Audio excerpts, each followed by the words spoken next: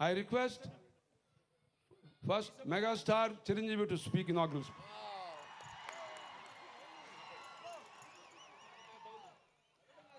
అందరికీ నమస్కారం. ఎప్పుడు వైజాగ్ వచ్చినా సరే మీ ఈలలు, చప్పట్లు, కేకలు, కేరింతలతోటి మమ్మల్ని ఉత్సాహపరుస్తుంటారు.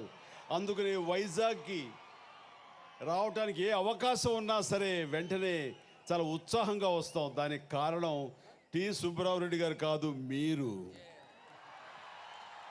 ఆయన అనుకుంటారు బాబు నా కోసం వచ్చాడు, కాదు నేను మీకోసం వచ్చాను, ఇది సత్యం. చాలా సంతోషంగా ఉంది. టి సుబ్బారెడ్డి గారు మొట్టమొదటిగా నన్ను ఫ్యూ డేస్ బ్యాక్ ఆయన నన్ను ఆహ్వానించి ఇలాగా TV9 TSR అవార్డ్స్ జరుగుతున్నాయంటే ప్రతి సంవత్సరం జరుగుతున్నాయి కదా, ఈసారి హైదరాబాద్లో అంటే కాదు విశాఖపట్నంలో అనగానే ఫస్ట్ థాట్కి ఏంటంటే నేను ఉన్నటువంటి బిజీ షెడ్యూల్స్లో అంటే మీలో ఎవరు కోటేశ్వరుడు జరుగుతున్న సందర్భంలో రాలేనేమో అనుకున్నాను. అందుకని కుదరదేమో అనుకుంటూ పైగా ఒక మాట అన్నాను ఆయనతోటి, ఏమండి ఏంటి ప్రతిసారి ప్రతి ఫంక్షన్కి సుబ్బారెడ్డి గారు ఏ ఫంక్షన్ చేసినా మేము తప్పకుండా రావాలా? మేమేమైనా మీ ఆస్థాన కళాకారులమా? మీరు మమ్మల్ని ఏమైనా కాంట్రాక్ట్ పుచ్చుకున్నారా ఏంటిది అని చెప్పేసి అనేసరికి పాప ఆయన నవ్వుతూ అలా కాదు, మీరు వస్తే బాగుంటుంది, అందరూ హ్యాపీ ఫీల్ అవుతారు అన్నారు. నిజంగా మీరు అందరూ హ్యాపీ ఫీల్ అవ్వటం ఒక వంతు. రెండోది ఏంటంటే ఆయన ఆహ్వానించారు, ఆయన ఇంత పెద్ద ఎత్తున ఈ ఫంక్షన్ చేస్తున్నారంటే ఇందులో ఆయన స్వార్థం ఏముంటుంది, ఆయన స్వలాభం ఏముంటుంది? ఏమీ లేదు. కేవలం కళాకారుల్ని సంతుష్టులను చేయాలి, కళాకారుల్ని సన్మానించుకోవాలి, వాళ్ళని ఉత్సాహపరచాలి, వాళ్ళని ప్రోత్సహించాలన్న ఒకే ఒక థాట్ తప్ప, ఒక ఆలోచన తప్ప మరొకటి కానే కాదు. ఇది సత్యం. సో ఇంత నిస్వార్థంగా చేస్తున్నటువంటి సుబ్బారెడ్డి గారు చేస్తున్న ఈ ఫంక్షన్లో మనం లేకపోతే ఎలాగా? ఖచ్చితంగా వెళ్ళాలి. ముఖ్యంగా నాకు ఇష్టమైన ఈ విశాఖపట్నం, నాకు అత్యంత ఆప్తులైన అభిమానించే నా విశాఖ ప్రజల కోసం రావాలి అంటూ ఈ రోజున రావడం జరిగింది. సాధారణంగా ఇలాంటి ఫంక్షన్స్ అది ఫిలింఫేర్ కానివ్వండి, ఐఫా కానివ్వండి, సైమా కానివ్వండి, ఎవరైనా సరే ఎంతోమంది స్పాన్సర్స్ తోటి, ఎంతోమంది వాళ్ళ పెట్టుబడితోటి, కార్పొరేట్ వాళ్ళ సపోర్ట్ తోటి ఇలాంటి ఫంక్షన్ చేస్తూ ఉంటారు. దాంతో వాళ్ళకి ఆర్థిక భారం చాలా తక్కువగా ఉంటుంది.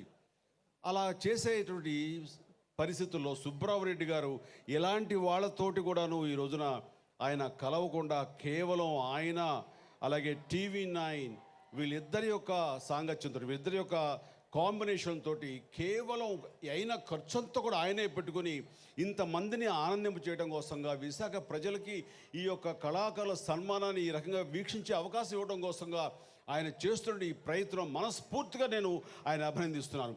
ఆయన కళా బంధే కాదు, కళా సార్వభౌమ అనే అవార్డు ఈ మధ్యనే ఆయనకి ఢిల్లీలో సాంస్కృతిక సార్వభౌమ అనే అవార్డు ఈ మధ్య వచ్చింది. సో ఇక మీద కళాబంధే కాదు, సాంస్కృతిక సార్వభౌమ టి సుబ్బారెడ్డి గారు ఈ ఫంక్షన్కి ఇంత ఇదిగా మనందరం కలిసి ఒకరొకరు ఆనందింపజేసే విధంగా వీక్షించిన అవకాశం కల్పించేందుకు వారికి నా హృదయపూర్వక కృతజ్ఞతలు తెలియజేస్తూ, ఇంతమంది పెద్దల్ని అటు నార్త్ నుంచి ఇటు సౌత్ నుంచి వివిధ భాషల నుంచి అందరినీ ఇక్కడ ఆహ్వానించి ఇంత పెద్ద ఎత్తున చేస్తున్నారంటే ఇది ఆషామాషి విషయం కాదు. నాకు తెలిసి గత నెల రోజులుగా ఆయన మిగతా పనులన్నీ పక్కన పెట్టుకుని ఒక్కొక్కరికి ఫోన్ చేసి మీరు రావాలి అంటూ ఇలాంటి ఒక బృహత్కర ఒక ఇంత ప్రయత్నం చేస్తున్నారంటే కనుక మనస్ఫూర్తిగా ఆయన యొక్క ప్రయత్నానికి మనం నిజంగా అభినందించాలి.